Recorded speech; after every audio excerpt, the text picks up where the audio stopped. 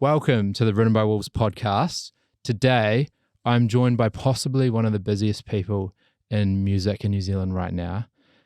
She's probably best known for her guitar and vocal duties in Ekko Park, She Loves You, Blue Ruin, and Elemeno P, among so many more. She's just recently released her 3-song EP entitled Nightwaves with Mazbou Q, hot off having just toured the country with Ekko Park supporting Dead Favours.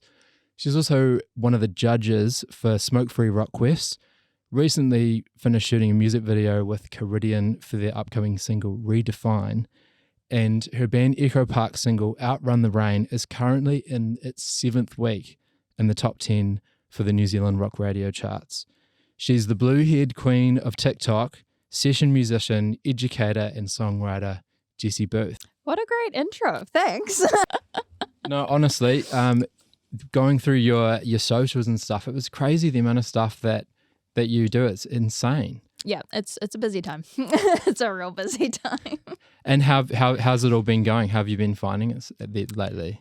Exciting. It's been really exciting. I'm doing more and more of the things that I want to be doing and exploring new facets, I guess, of the music industry, like doing more songwriting and session work. And also the exciting part of all of this is also finding a type of balance between all the things. Yeah. And that's been nice as well, being able to do the stuff that I love, but also not be like crazy burnt out at the end of the day.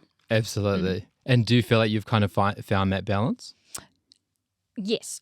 For the last few months, I haven't been like super crazy burnt out. So the balance seems to be there and it's had a little bit of some legs on it. And so I'm hoping that continues. Nice. Because sometimes, it'll be like burnout of like, a few months. And yeah, it's been nice to just be able to have a steady, relationship with my work. Absolutely. Yeah.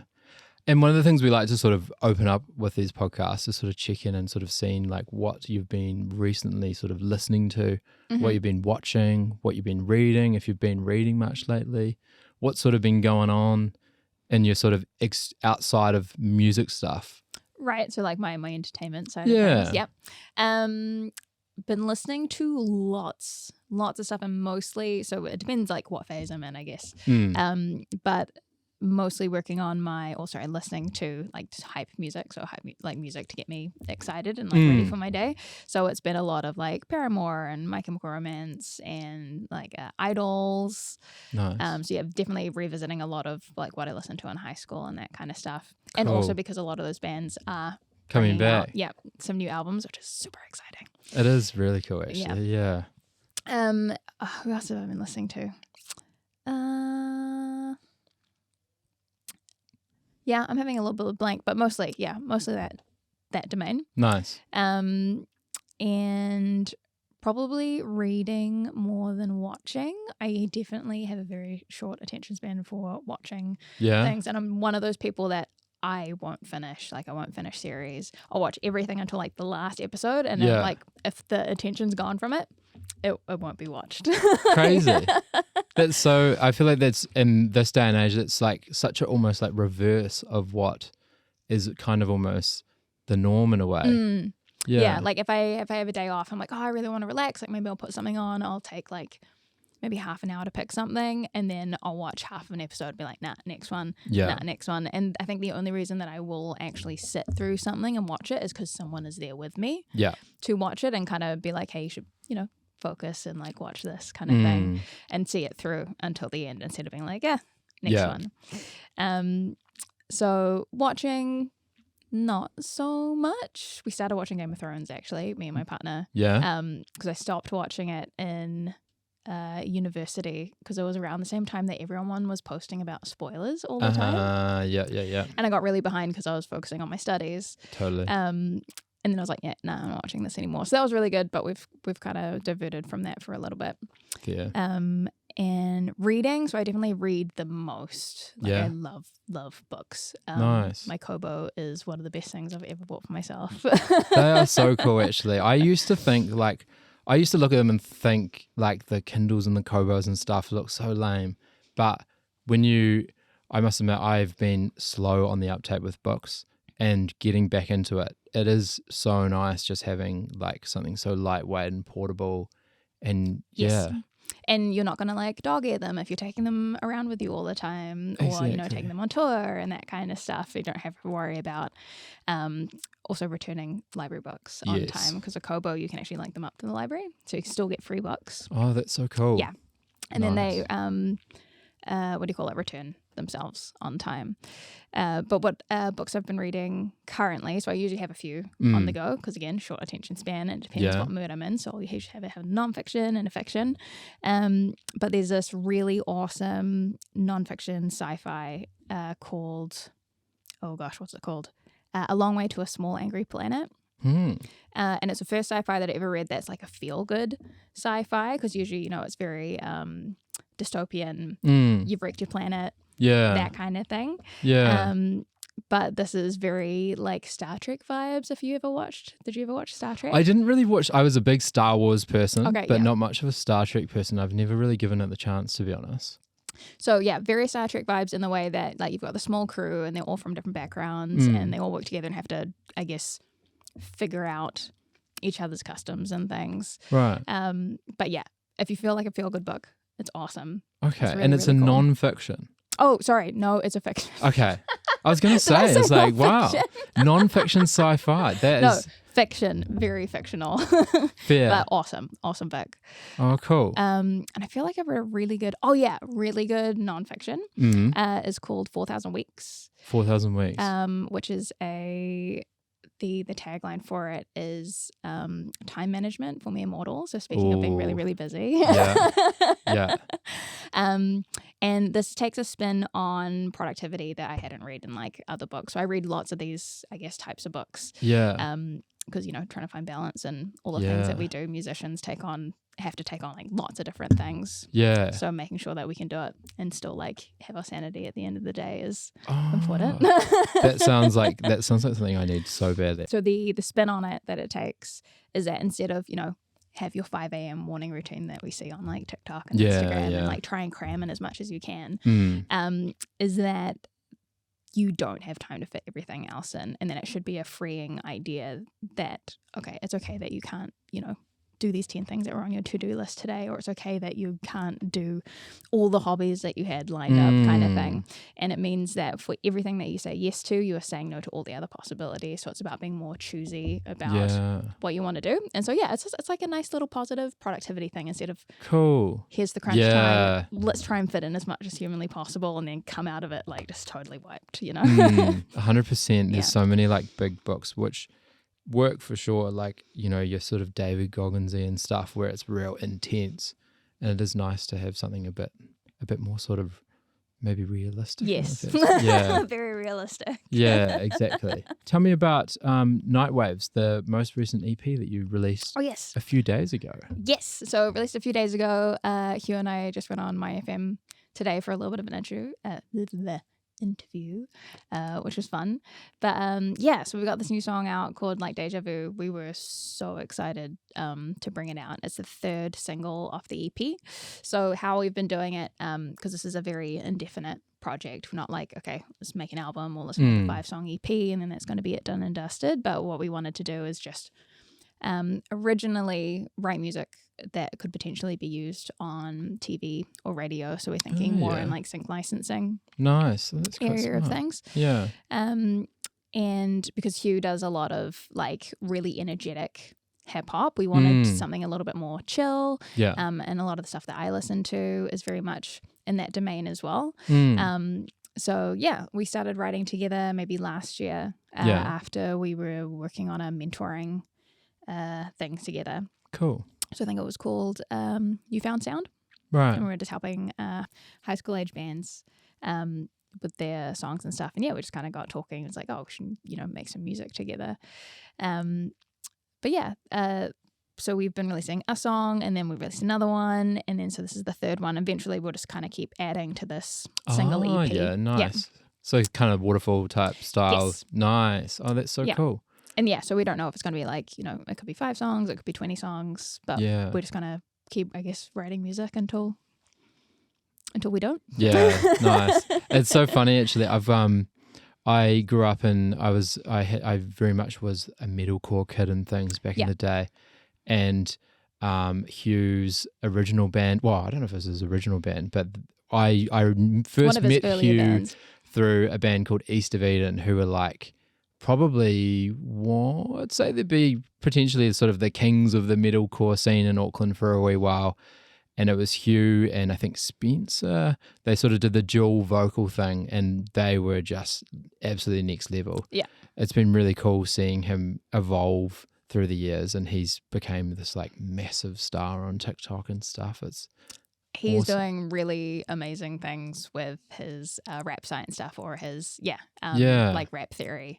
It's so cool. I think it's funny. Like I was definitely slower on the uptake with TikTok type stuff, but the thing, I've somehow became almost like accidentally with my personal thing, almost like a Foo Fighters influencer, like from not on purpose, but it's really cool. Like it's made me realize that basically I posted this video from like when they announced their new drummer, and he did some double kick stuff, and I thought it was awesome. And then it like just popped off, and then I thought, oh, okay, well, I'm quite interested to figure out who this drummer is, and did all these sort of intro videos of who the new drummer was. And I think that's a really special thing about TikTok, that it rewards passion in something. It's like with Instagram and Facebook and things, the only people that see the content that you create are the people that are friends with you. And sometimes the things that you're passionate about isn't necessarily what your friends might want to see. But the beauty of things like TikTok is that they find, as long as you can work the algorithm properly, they find the people that are interested in what you do, which is so cool, I think. Yeah. And I think you are another great example of someone who's really been working TikTok and making it happen. Yeah. Yeah, it's been fun actually making the videos, because I'm definitely, if someone else has a camera on me, I'm like super, super shy, or if someone has like a microphone in front of me, I usually very shy. Right.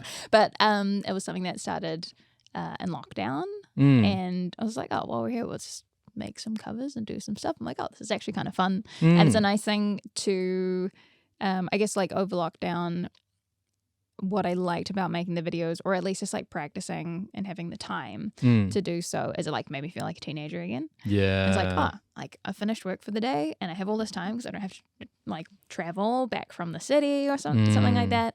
And then our flatmate Isaac loves cooking.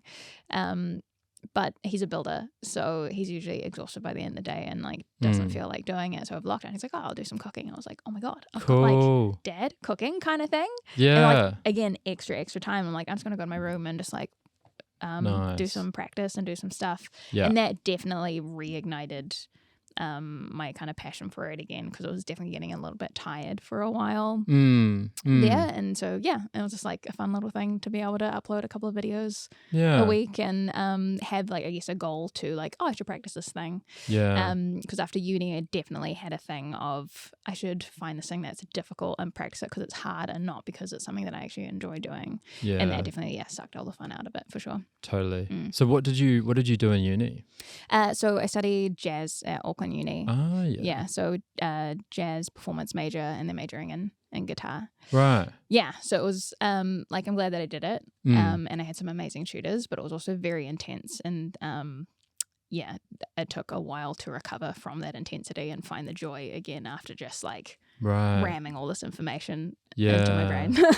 I can empathize with that, and that it definitely feels like it's like as soon as you have to do something for a job, or if you have to do something because you're told to, you lose that kind of spark in a way. Yeah. I'm very lucky actually. When I was sort of doing the whole like pre-med type thing, everyone was thinking about their backup sort of options if they didn't get in. And one of the things, because it's very competitive, right? It is, yeah. It's it's a year that I am very glad I don't have to do it again. It's sort of I think I can't remember the numbers. It's probably changed now, but I think like there's something like 2,000 people or something that start in the year, and then there's usually around 300 or something that they pick. there are a lot of people that drop off, and I don't know how many people that That's are like hard. in biomed or whatever that actually are doing it. But I remember I was kind of entertaining the idea of doing music, but my music expertise, I learned drums and have been learning other things over time. But my way of learning most of my stuff has been through the MIDI files.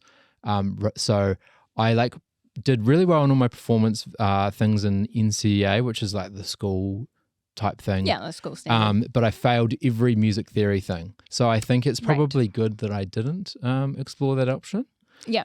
Potentially, from what it sounds like. But yeah, no, it's funny. Like, I think I was really lucky. We had this really cool music teacher at school who kind of picked up really early on that none of us wanted to learn the theory. Well, maybe it was cool, maybe not. But he kind of realized, like, okay, I can tell you guys are all like glazing over. We can just do performance if you are serious about it. And then ended up having like 5 like reasonably like decent high school bands as a result of it, which is quite cool. Yeah. But yeah, now I'm now paying the price, like picking up the keys and stuff and trying to remind myself the key sequences and all that sort of stuff. Right. Yeah. But yeah, oh cool. And I guess as well, like in terms of like going back to TikTok type stuff, do you in terms of the content and stuff that you make, is it things that you just feel like doing or like 100%. So there's not necessarily like no plan or anything, it's just doing what you feel like? Yeah, I mean, like, I guess there is a little plan around the things that I want to do. So, for example, I'll listen to a song and be like I'll be driving the car and listening to it and just hear myself like humming along to it, like something different. So a lot of the things that I have, just as like a side quest, to explain what I do on TikTok, is I'll generally take a song and then I'll act as if they require another guitar player kind of thing. So I'll add in something a little bit extra. Cool.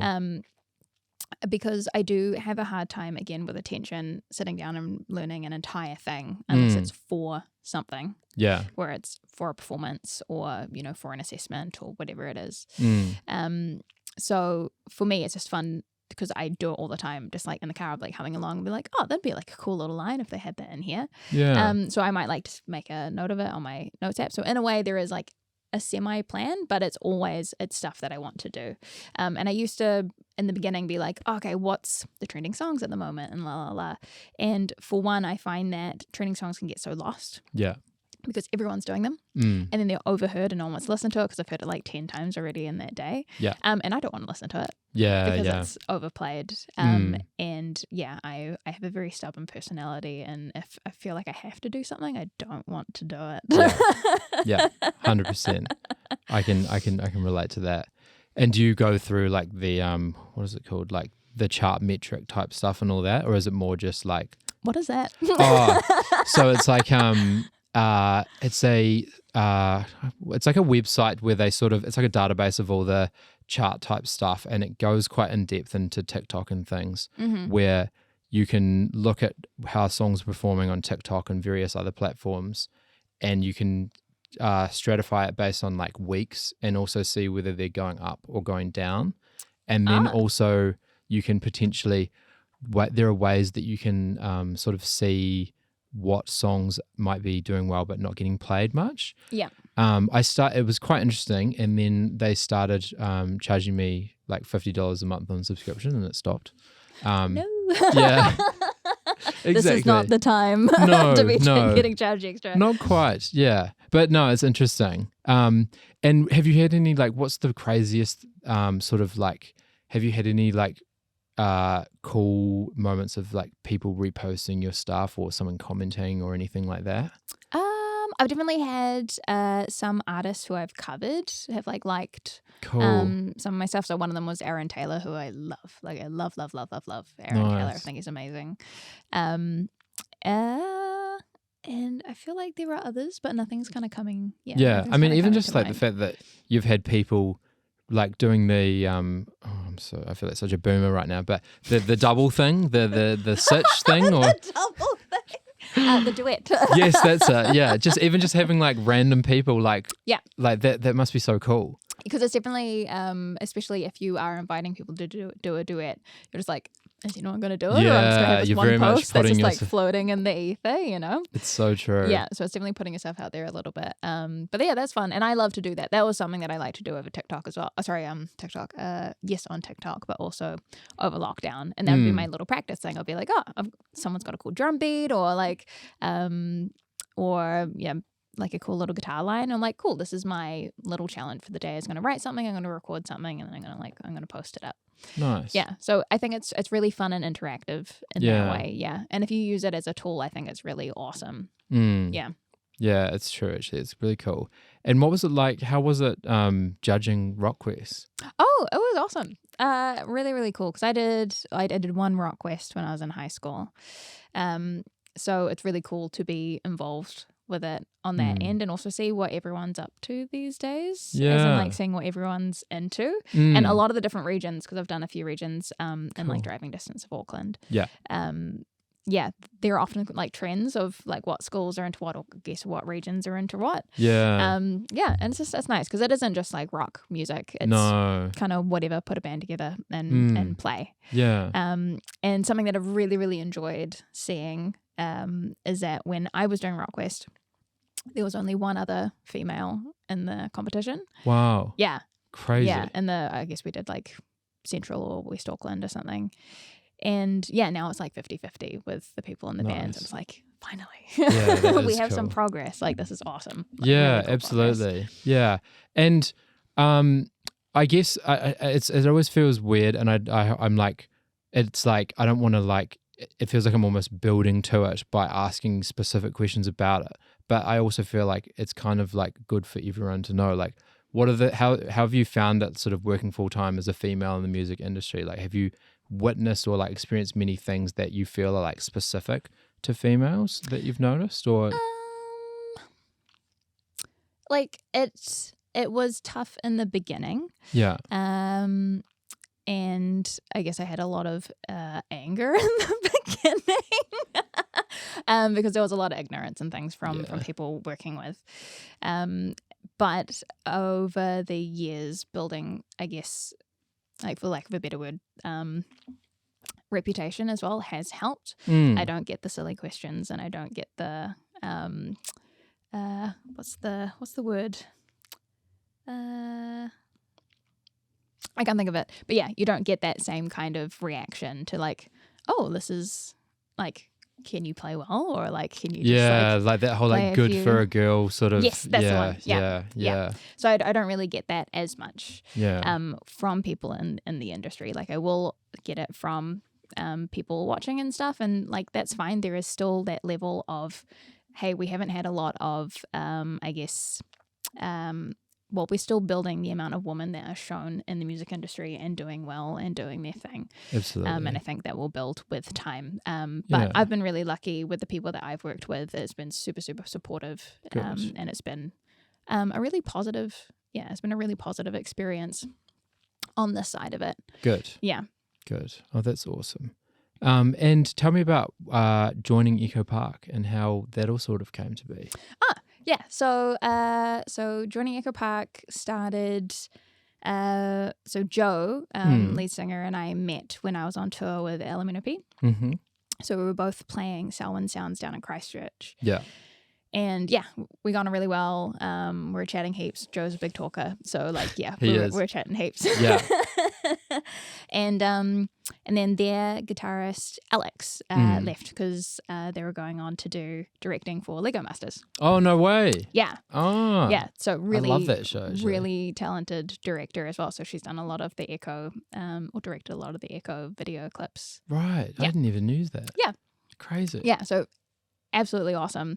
So he messaged me like, "Hey, Alex is leaving," and the weird thing is like he had seen me with Elemeno P, and then our drummer Nick had seen me when we were Nick was filling in for Skinny Hobos.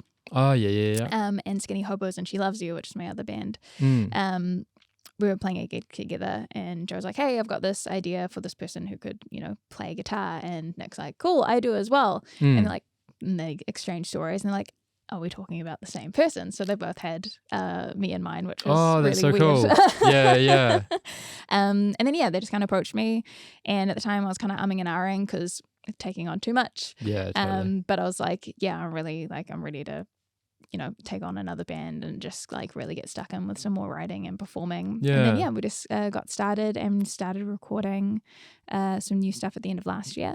Nice. For which we had Outrun the Rain. Yeah. Which has been in the charts for a fair bit this Absolutely year, which has been killing super, it. super cool. Yeah. And cool to also get my artwork on the front of it. Oh, was as that well. you? Yeah. No way. Yeah. Oh, so that's awesome. We needed like a last minute art put together, and I was just like, okay, I can't make anything new, but I went to my old art files. Oh, wow. And I was just like, okay, what can I kind of digitize and kind of like make it a little bit more fresh and stuff for the EP. Crazy. But yeah, so Outrun the Rain's the first single that has had me on it. Yeah. So everything that we did with our previous EP was all the releases from Alex. Yeah. So yeah, they were awesome. They were super fun to play live. Nice. But it's really cool to be able to put some of my stuff out there as well. Yeah. And so we've got a few more singles coming out this year too. Exciting. And how do you digitize the art stuff? So the art was originally done as a watercolor. Right. And I liked it, but it needed to be, I guess, smoother and like sleeker, and with our style of music, watercolor doesn't really. Yeah, I was going to say I never Ekko would have. Park. I would have never imagined that it was watercolor. Yeah, initially. Yeah. So yeah, watercolor, and then I struck it into Photoshop, and then found a bunch of like distorted, I guess, images to make it look, because it's quite glitchy. Yeah. And then I cut a bunch of it up, played around with colors and like blurred things and smoothed things over, just so it looked a little bit more like a finished product instead of like, hey, here's this thing from like my art folder from like 3 years ago. Oh, that's so cool. That's awesome. And did you record that in the lab? Yes. That place is so sick. Oh, yeah. It definitely has a vibe to it. It very does. like damp basement, but like not in a bad way, and No. like in a very lovable, very lovable way. Yeah, totally. I think that's a good way to describe it. And who was it that was working? Who was producing it? Greg Haver. Oh yeah, nice. Yep. Yep. Nice. So they've worked with Greg Haver before. Cool. And we just all get on really well, and we just smash everything out pretty quick. So I think it was like a 3-day Wow. thing for our 4 songs. That we've got. Nice. Yep. Awesome. Yeah, Oh, so it that's- was Greg Haver and Scott Seabright that we worked with. Yeah. Yeah. Nice. And I have to ask, so Elemeno P was probably one of my first favorite bands growing up. Oh, really? So I think the first ever CD I bought was Schmack by Stereogram. Nice. And then the second one was definitely the first Elemeno P album, which I cannot remember the name of. Is it Fast Times in Tahoe? Is that what it was called? Anyway, the first album. Yep.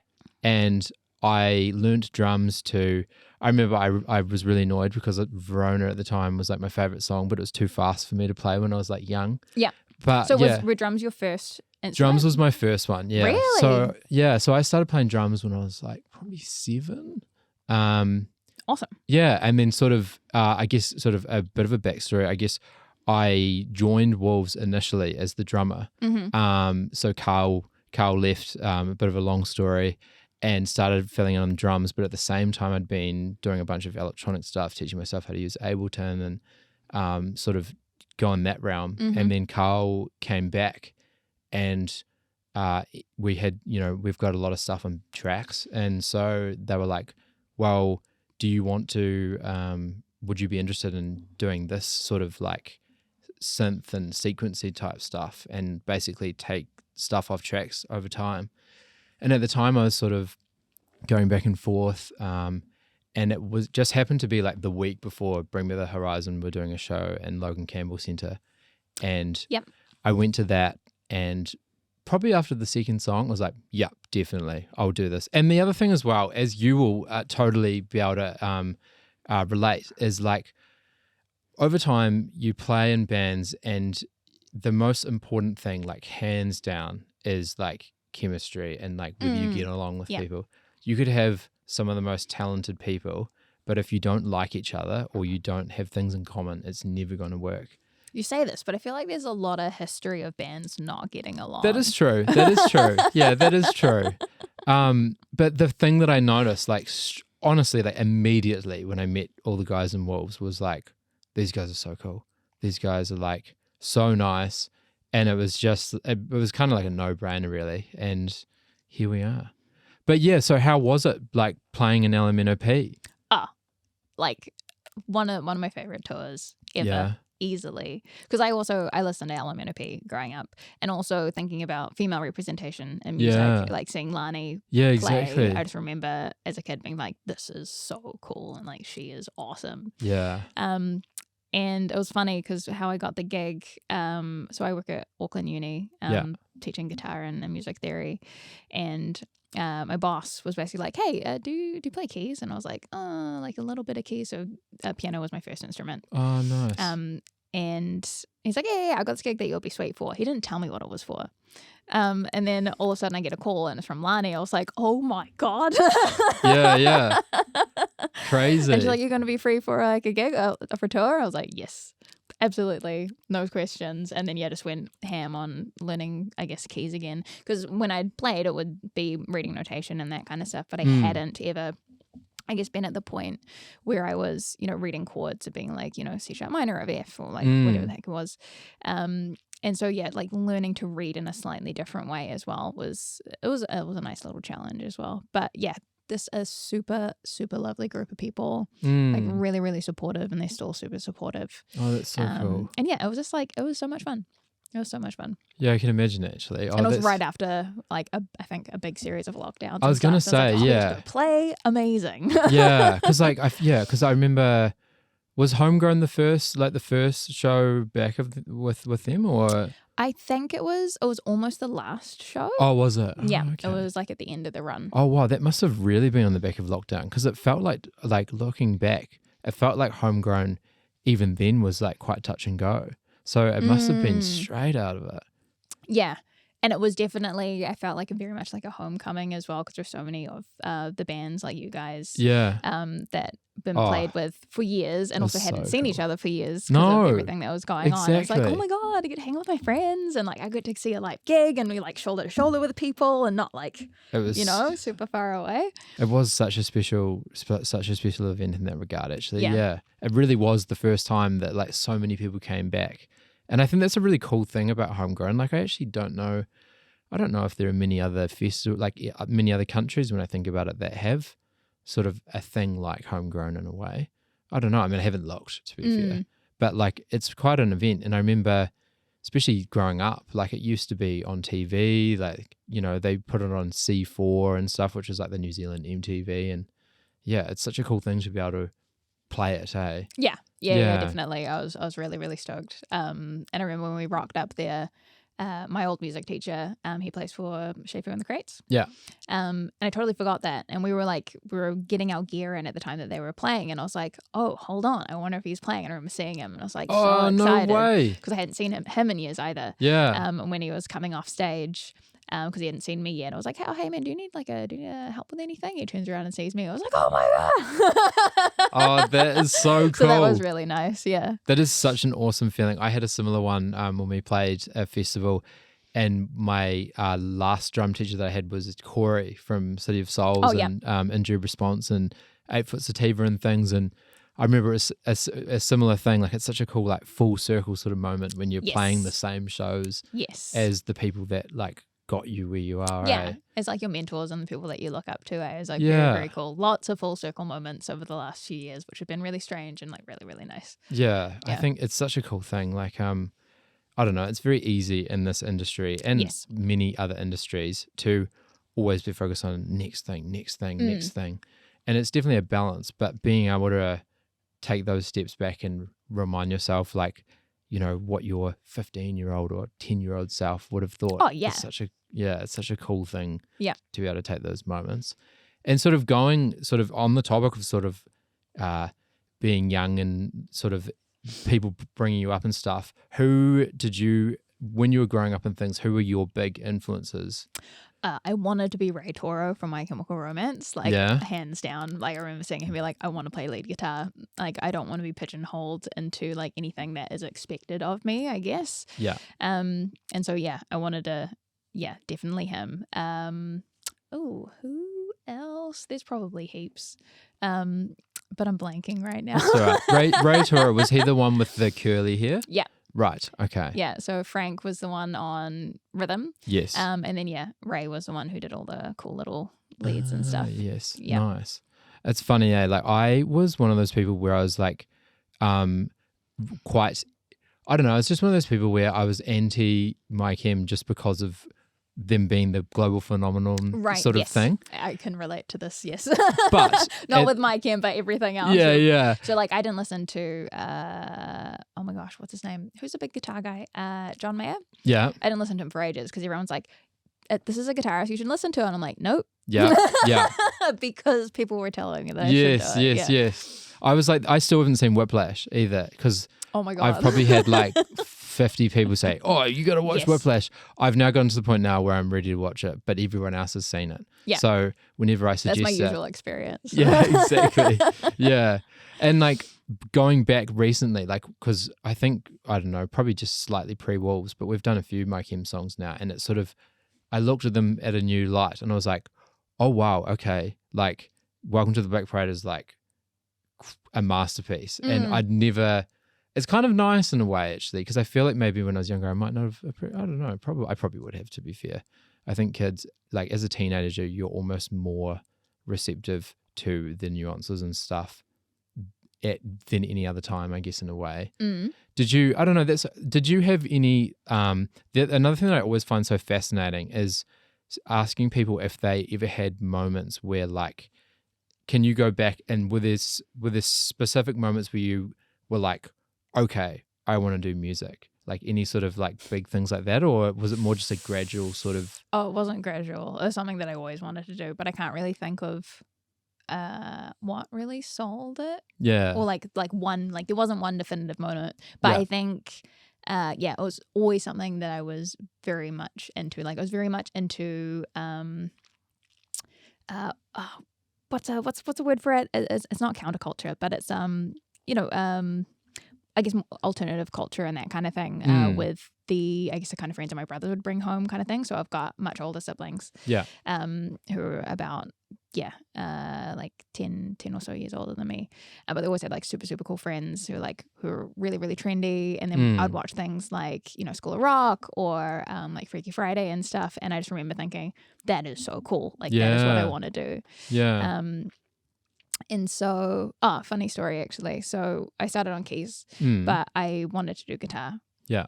The whole time. But we got gifted a piano. We were really lucky and got gifted a piano by someone that my dad worked for. Oh, wow. And the house that it was from is actually the house that Every Day's a Saturday, Elemeno P no way. was filmed in. Yeah. So Crazy. I remember, because I'd been to that house while my dad was working on it.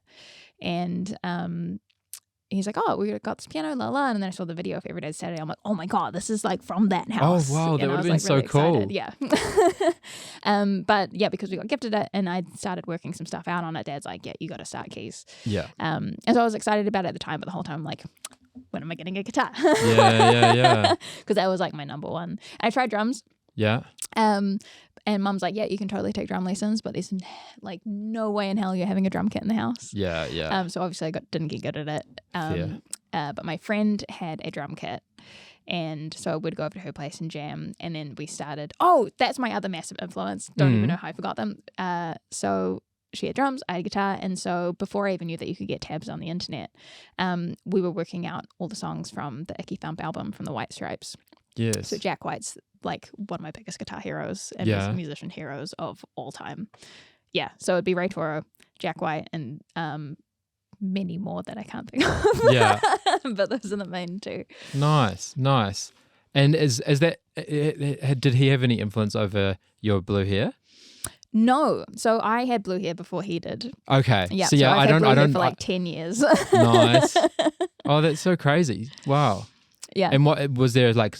Oh, was it just a thing? I don't even know why. Oh, like why I went blue? Yeah, like, or was it just kind of happened and looked cool? And... It definitely happened against my will at the beginning. Oh, really? So I've had almost every color except for yellow and black and orange. Oh no, I had orange by accident as well. So I was like lilac. Yeah. And then I went swimming in a pool that had too much chlorine, which swept all of the purple out of my hair and made it like a horrendous mossy green. Yeah. And because of color theory, when I put the purple back in, the red and the green, so the green from the mossy gross stuff and the red from my purple, they're opposite on the color wheel. They cancel each other out. So no matter how many times I dyed my hair purple, it would fade to blue. Ah. And then I'm like, well, it's blue now. Yeah. And then it ended up being one of my favorite colors, so it's stuck. Yeah. It's become like it's totally like your signature thing. Oh yeah. Yeah. Mum has let me know that if I ever not dye my hair a different color, people probably wouldn't know who I was. No, it's so cool. It's so cool. And what I had something that came to me. This always happens. I guess one thing like that is like from obviously like, so have you, being a session musician, was that a conscious decision that you were wanting to, or has it just sort of became a thing that sort of, It was always something that I thought was cool. But like many things in the music industry, I was like, I've got no idea how I get there. Yeah. And also the feelings of like inadequacy and that kind of stuff. But yeah, things I'd talked about, I'm like, oh, it'd be so cool to just like session for people. Yeah. It was also something that I wasn't sure if I knew I would enjoy until I played for Elemeno P. I'm like, actually, I want to do way more of this. This is really cool. Yeah. Because I always thought that I would prefer to play music that I'd written myself. Yeah. And had that creative input. But it's awesome. It's so much fun playing for other people. And I find less stress because everything else is organized. Yeah. Yeah. It's such a good point, actually. You don't have to worry about, the ticket sales and booking the venue and the, where you're staying and all the kind of, tour logistics. It's like, be here this time, learn these songs. Great. Yeah, that is actually quite nice. It's very nice. especially especially coming from a position of this constant feeling in the back of our head being like, how are we going to make sure that people on the other side of the world buy tickets to our concerts? Oh, yes, because you've got a massive tour coming up. We do. It's so, it still honestly doesn't feel real. But yeah, we're going all across Europe in November of this year. We're hitting Italy, Germany, Netherlands. I can't believe it. Like, it just, the idea to think that people in those areas actually know who we are, let alone would pay to get tickets. And it'd be so cool to see what, I guess, the culture around it is there, because you're used to your New Zealand fan bases now. Exactly. But it's interesting how, like, what are Wolves fans like over in Italy? I know, and it's going to be almost kind of a weird thing. Like, we're so lucky with so many of our fans. Like, it's going to be such a funny, like, odd feeling playing a show and not having so many of those sort of key members of the audience and things there. But yeah, and also the scene, I guess, because you always have, your lighting and your photography people that you see at most of the gigs, and you definitely have that community space around it. Yeah. But I think equally as well, there's a part of me that's really excited in that obviously there's that real sort of like tall poppy thing that exists in New Zealand, and it's always sort of cool to dislike the bands that are doing something different or something, and it'll be interesting to see if anything like in terms of like giving it your all and stuff, whether it gets received in different ways. And it's going to be exciting. Yeah, no, definitely yeah, like that was super cool. Yeah. And I guess I'm really curious, like, how was it like doing session music and working with so many different artists? It must be so interesting working with such a variety of people and seeing how different people work. And sort of like, have you picked up any sort of things that are new that you've now started doing after seeing other people do it? That's a really good question. I don't think so. Yeah.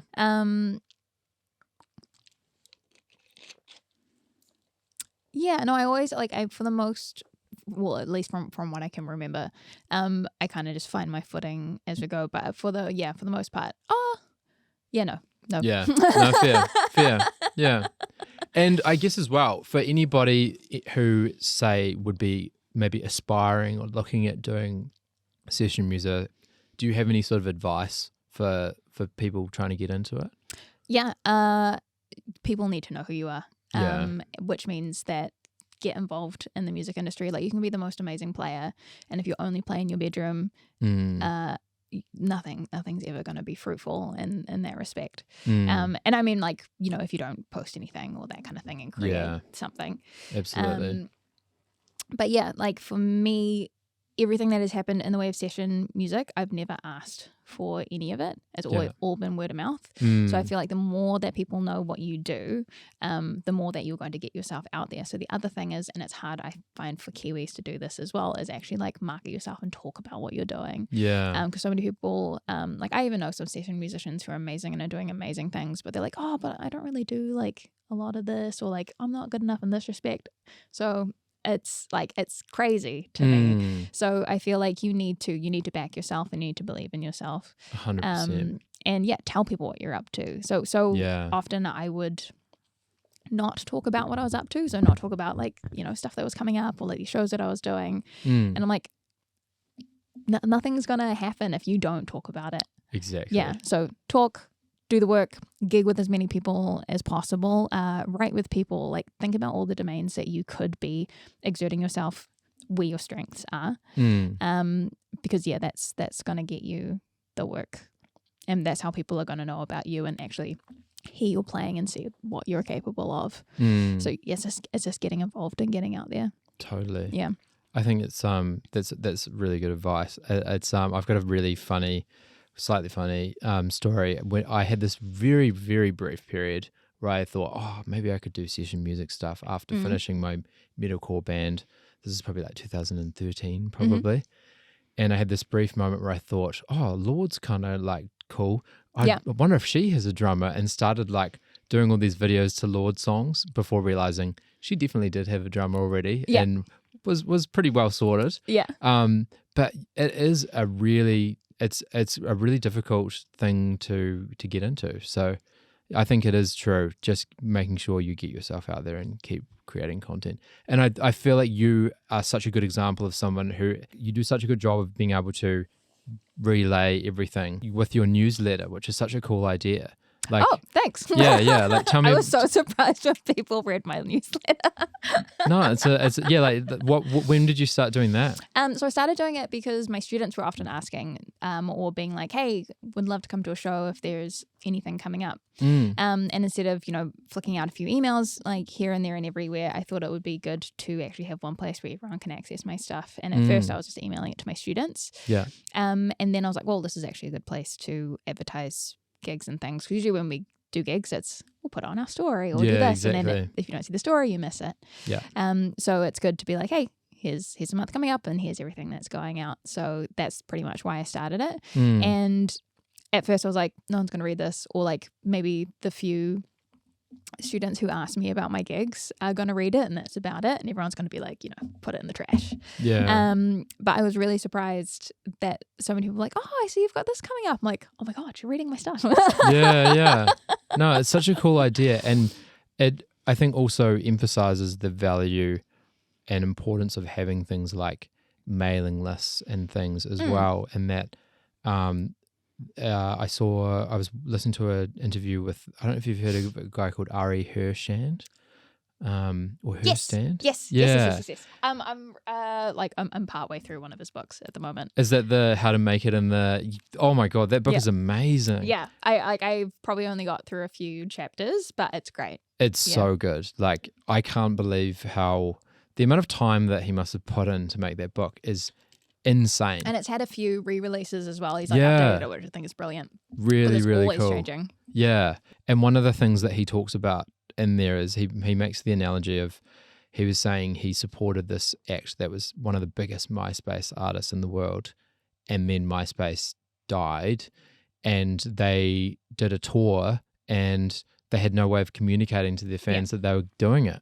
And the tour didn't go well, and I don't think the artist, I hadn't heard of the artist anyway. So we're kind of starting to bring it in. We've certainly neglected it, but it's a really interesting thing, and it sort of really emphasizes the value in mailing lists and having a way to communicate to your fans that bypasses all, maybe not bypasses, but just includes everyone, regardless of whether you have a Instagram account or a TikTok or anything else. Yes. I think it's really important to have a multifaceted approach to what you're doing, because everyone uses something different. Exactly. Like one of my students is like, oh, I'm so glad you have a newsletter because I don't have social media, so I can't actually see what's going on. Nice. And the other thing that I really like about it too is that like growing up, I remember, I guess, having lots of different dreams about how I wanted to do music. Teaching was the main one. That's what I wanted to do. But had no idea how to get from point A to point B. That was always super ambiguous. And one of the biggest things that people told me was it's who you know. And I always used to find that really frustrating. So I'm like, how do I meet the right people? Exactly. Where am I going to see them? And like, how do I introduce myself? And how, just feeling super socially awkward about it. Yeah. But yeah, it is 100%. Well, for me, it's been 100% who I know. Yeah. And I think it's really important for people coming up in the industry or, learning the instruments and wanting to do something when they leave school to know what is out there and what's available. So I really like to showcase what I do so that at least my students can be like, this is something that I could do if it's something I hadn't thought of before, like session music or writing or that kind of thing, and seeing what's out there. And if it's something that piques their interest, it's something that they can quiz me on and we can kind of workshop through it and talk about it.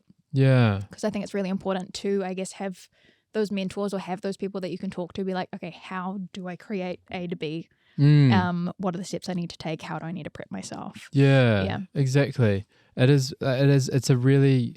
like obvious, and I guess it's like a lot of creative industries, there's no one way, which means it can be hard to find out which way to even try. And especially when you're early on, if you don't have a band or anything, it's so hard to navigate. So I think that's really cool that you're sort of able to offer that to your students and things.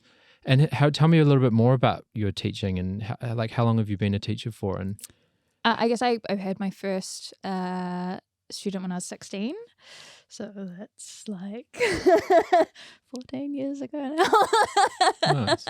Nice. So first student then, and they were like my next door neighbor kind of thing. Cool. And then I'm gonna say I got gifted some students. There was a teacher that was not wanting to do teaching anymore. They wanted to do more of the performance side of things.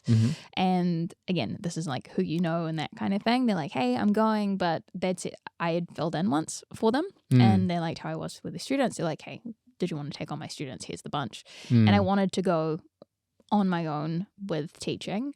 I didn't know how to though. And I didn't know how well I would be supported by creating or trying to find my own work.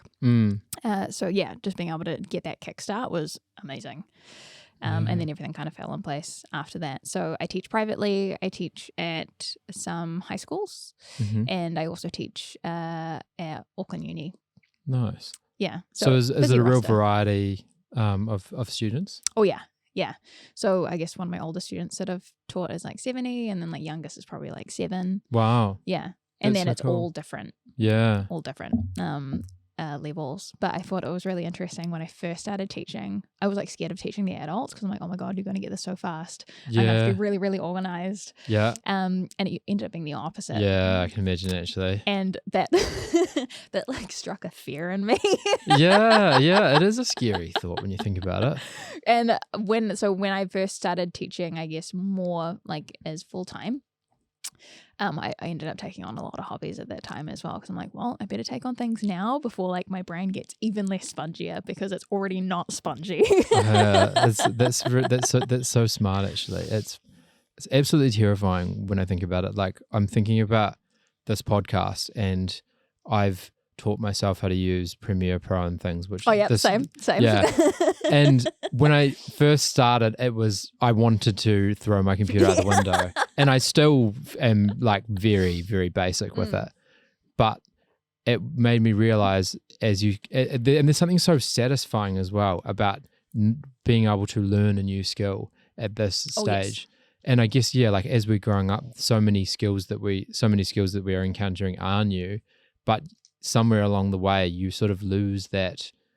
I don't know if we lose a degree of plasticity with it, or whether it's just that because we've learned so many things, the amount of new things that we need to learn is less, or what it is. But yeah, it's a scary thought, and it's an easy thing to potentially let run away. I don't know if that's the right word, but it's like a lot of the time, a common phrase that they'll use in like orthopedics and medicine, like with your bones and your joints, is use it or lose it. Yep. And it's like, your Which brain is a muscle. Yeah. After needing constant physio. Yeah. It's like, oh my God, I need to exercise more. Getting older is so fun. So much stuff to look forward to, guys. And there was something else I was going to. Oh, that's right. So, and do you just do guitar? And bass. Guitar and bass. Yep. Nice. I remember when I was going through school, I picked up so many lessons in so many different instruments because they were always during class time. So I found, I had lessons in trumpet, bass, guitar. I played in the pipe band for a while, although that was a bit of a story actually. I got kicked out of the pipe band because, and I still to this day am a little bit annoyed about it. I always wanted to learn like the snare drum because of like Travis Barker and stuff. But I didn't want to hold my drumsticks the traditional grip way. Oh, yeah. And the guy, it got to a point where I almost had like a row with my teacher because he said, I'm not going to teach you anymore unless you hold it like this. And I was also a very strong-minded, bogan, heavy metal guy at the time. And there was no way I was going to back down. And so I lost that free half hour out of class going forwards. And I'm kind of looking back a little bit, I'm kind of regretting my pride because I think it would have been quite useful. But yeah, it's, so now I am like very, I can pick up a variety of instruments. The amount that I'm adept at is quite different. But yeah, no, it's really, and I guess like, so you do the keys, you play guitar, bass. And I've seen. I used to play flute. Flute as well. Yeah. So there was like these really good guitar players when I went to school. One of them is Kenji, who is a big session player in the industry like as well. Yokozuna and stuff. Yep. Yeah. So they took all the spots in the bands. I'm like, but I want to play in the school bands. So what am I going to do? What do you need? And what's easy to carry around? So I picked up the flute. Nice. Yeah, which I ended up having to sell to fix my car when I was a broke student, and I'm really sad about it. Damn. I was gonna ask if you've ever been able to bring it into any of your tracks, but no. And are there any instruments that you wish that you were like that you either could play or that you were better at? Like I would definitely like to pick up the flute again. I loved playing the flute. And probably again just like revisiting stuff that I did in school. So I would have loved to have actually been good at drums because it just looked like a good time. Yeah, drums are pretty fun. I'm gonna be honest. I'm probably a bit biased, but yeah, I look back and think like, man, I had some patient neighbors and parents. Oh my God, yeah. So I was going through a period where I was learning to play drums, and we had motocross bikes, and we lived in suburban Dunedin. Yeah. And we would just go up and down the driveway non-stop with our motorbikes. And then I'd get off the bikes and get on the drum kit. And our neighbors, like, they were like, oh, we love it because whenever we hear it, it's the sound of you having fun. And I it's like think about it now. Ever. I know. And then we moved and it was a whole nother story. And it's crazy. Yeah. So I was a very lucky child when I think about it. And I guess completely changing tack, will we, on the topic of She Loves You, will we ever hear more from She Loves You? Potentially. We would love to. Like we have tracks that we have not released. But yeah, we just gotta kind of work on it. Yeah. Because we've been kind of writing and stuff like for fun, like not for, okay, we've got a plan, we're going to record some stuff. But yeah, we love writing together. I'm seeing them after this. Oh, no way. Yeah. Oh, nice. So yeah, we would like to, but there is nothing solid in the plans yet. Yeah. Fair. Well, watch this space. Yes. And I guess also any other, what else have you got sort of on the horizon in terms of sort of future projects, releases or things? I think you like listed it at the beginning of this interview. When you listed everything, I was like, yes. Are we going to have anything to talk about? So yeah, there's the, I guess what will be coming out somewhat soon after this gets released is probably the Caribbean video for our Redefined single. Mm-hmm. Ekko Park has three songs that we are yet to release. So Mm-hmm. that'll be coming through this year as well. And Nightwaves, so my project with Mazbou Q, also we've got stuff that's going to continue to come out. And I feel like there's something else. No, not from my own creative projects. Yeah. Tell me a little bit more about writing the song with Caribbean. Oh yeah. So it was mostly written. Mm-hmm. Diddy had all the lyrics down and the melody, and he basically just sent it through and was like, cool, have a listen through if it's your thing and if it's in your range, if you want to do it. And then we'll probably just want some harmonies. So they originally got me on because I'd mostly done harmonies when with She Loves You. Mm. And it's something that I love to do. Yeah. It's one of those things, again, I'll just be sitting in my car. I'm like, cool, what harmony can go with this? Yeah. And so, yeah, we just kind of put it through. And as per usual, like if someone gives me something and they're like, put some guitar on it, put some harmonies on it, I will put all the ones I can possibly think of so that you can kind of take it out and say like, nice. hey, I come out with like 2 lines and I'm like, oh, we kind of need a little bit more. I'd much prefer that you've got all these ideas and then you can just like skim it. Nice. For what it needs to be. And then I think they ended up keeping like all of them. So it's like harmonized most of the way through. Oh, that's so cool. Yeah, I had no idea that like I knew that you know, do the harmonies and things, but I had no idea that you had such a like great voice until hearing the Nightwave stuff as well. Oh, thanks. Yeah. That's gotten some, like, it's taken some getting used to, I guess, because it's something that I've always enjoyed to do. Yeah. Especially more on the BVs side or the harmonies side of things, because I guess you don't have to worry about the quality of your voice as much. Yeah, You're like, totally. I just have to be on pitch. Yeah, I'm definitely more in that realm. Yeah. Yeah. So it's been fun just to kind of take the lead on that, and definitely Hugh has been really, really cool about it. So you should just like sing on this thing. I'm like, okay. Nice. So I've definitely come out of my shell a little bit in that respect, and it's been heaps of fun, and it's just one of those things that it's been ever evolving with the music stuff, and I'm continuously trying new stuff. Which just makes it fun and interesting because, like you said, it's fun to learn. Absolutely. Like it's so good to be able to learn new stuff or just try out new things. Because if it was the same every day for me, I would be in a different job by now. 100%. Yeah. Well, it sounds like you've certainly got plenty keeping you on your toes and keeping the variety flowing.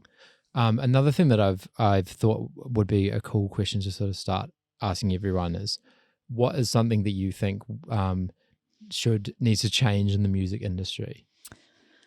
Ooh. Yeah, it doesn't need to be anything crazy necessarily, but I feel like it's it's an interesting question. It is an interesting question. Yeah, I say myself. Yeah. Have you answered it for yourself? Have you thought about like what you would want changed? I think my biggest thing is probably transparency. I think that would be something that would be quite interesting, in that there are a lot of doors that are not necessarily you don't know how to get through them, or you don't know why something may or may not be received, and being able to have more of an explanation as to why one thing works or one thing doesn't. So like thinking about I guess like pathways or and or just feedback. like the music industry is a very gate-kept industry. There are a lot of, it's, as you said, it's all about who you know and things, and being able to get more of a clear idea as to why one thing might happen versus another thing, being able to sort of get a bit more of a, potentially having sort of breakdowns and things and where things go. I think there's definitely a lot more support coming out. Like I've seen so much from like the New Zealand Music Commission and like MMF with is it MMF? I think Music so. Managers, Music Managers Forum. With lots of talks and stuff that they have, and I think that's really important. What I would like to see is more of that in schools, so you kind of get an idea of this early on, because I find you end up doing your thing, you get your band together, you start touring, and putting your hard-earned money into like making this thing work, and then usually after that fact you're like, okay, how are we actually going to market this and get in the right little placements and things. What do I want to see change? I would definitely like to see more representation of Kiwi music on radio. I personally don't listen to a lot of radio, but I know that it could be better from what I've heard from other people. Yeah. I have like only in recent years, I guess, found like just serious love for New Zealand music and just like get really excited about our own stuff, because I guess growing up it was always, you know, the American stuff is the legit stuff. And yeah, we've got some really awesome artists and awesome bands coming up, and like I'm really excited about it, and I'm really excited about like our own little community that we've got. And it's small, and I kind of like that it's small. Everyone kind of knows each other, and it's like, from what I have experienced, because I know everyone's experience is a little bit different, it's like very supportive. And yeah, it's just fun. It's just great. Yeah.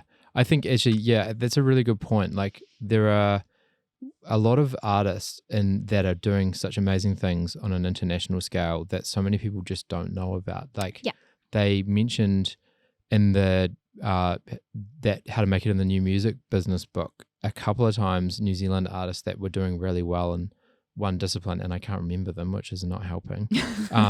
But I'd never heard of them before, and it was like, wow, okay. And then you've got people like, I don't know, the Jordan Rakai comes to mind. Like I had no idea he was a Kiwi for so long. Oh my God, I love him. And yeah, I just feel like so many people just have no idea who so many of these sort of artists that are doing amazing things are. And often when they move overseas, you don't hear about them anymore. Like it's not like marketed back to us kind exactly. of thing.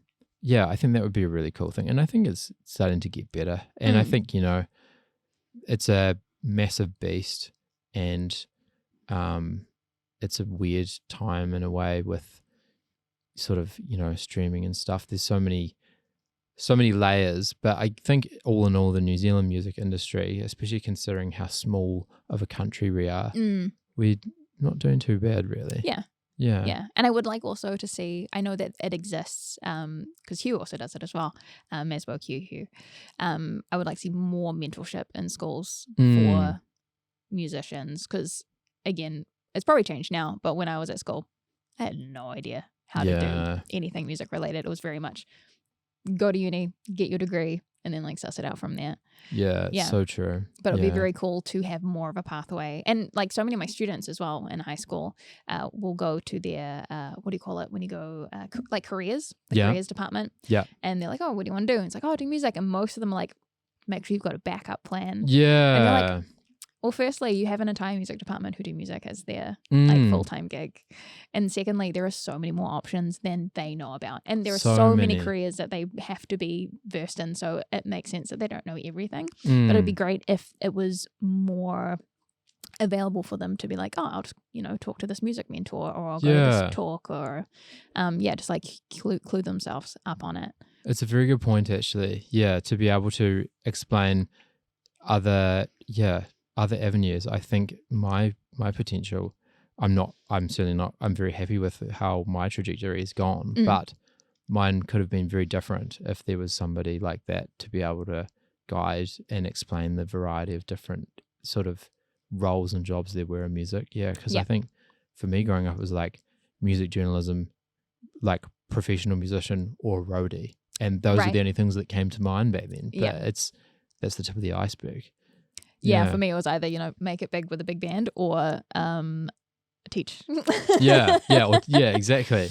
And I remember I did like a open day at Auckland Uni once when I was a student there, and you know, sharing parents and new potential students around, and one of the parents came up to me and they're like, what can my son do that's not teaching if they do music? And I remember at the time just being like, I don't know.